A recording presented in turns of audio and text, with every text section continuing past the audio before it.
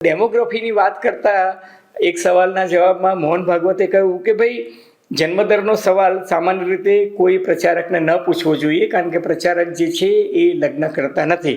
પરંતુ અને પોતે તો પાછું મજાકમાં કહ્યું કે હું તો પાછો જાનવરોનો ડૉક્ટર છું.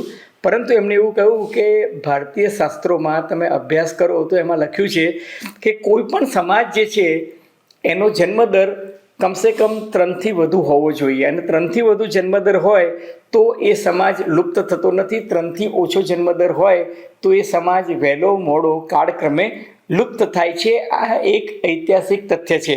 અને પછી એમણે તબીબોનો હવાલો આપતા કહ્યું કે તબીબો એવું માને છે, એટલે કે મેડિકલ સાયન્સ એવું માને છે, એલોપેથી એવું માને છે કે યોગ્ય ઉંમરે એટલે કે વહેલા સમયસર લગ્ન થઈ જાય તો દંપતી 3 સંતાન પેદા કરે તો એના કારણે દંપતીનું સ્વાસ્થ્ય તો સારું રહે છે, પણ 3 સંતાનોનું સ્વાસ્થ્ય પણ સારું રહે છે. અલબત્ત પરવડે એ મુજબ સંતાનો પેદા કરવા જોઈએ. એમ કરીને એમણે એવું કહ્યું કે 3 સંતાનો જો હોય તો પરિવારમાં ઇગો મેનેજમેન્ટની તાલીમ પણ જે છે એ સમયસર મળી જાય.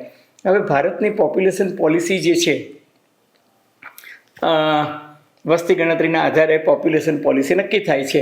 તો એ પોપ્યુલેશન પોલિસી એવું કહે છે કે ભારતમાં જન્મદર 2.1નો હોવો જોઈએ.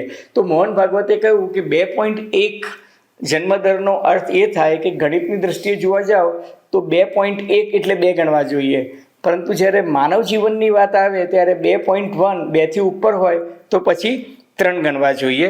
અલબત્ત એમણે એવું કહ્યું કે પરવરિશ યોગ્ય રીતે સંતાનની થાય એ તો એટલું જ જરૂરી છે, પરંતુ જનજીવન જે છે એ નિયંત્રિત પણ રહે અને સૌને પર્યાપ્ત માત્રામાં પોષણ મળી રહે એ વસ્તુ પણ એટલી જ જરૂરી છે. અલબત્ત સાથોસાથ એમને એ પણ ઉમેર્યું કે જનસંખ્યા જે છે એ કોઈ પણ સમાજ માટે એક એસેટ છે, એ વાસ્તવિકતાને ભૂલવું ના જોઈએ.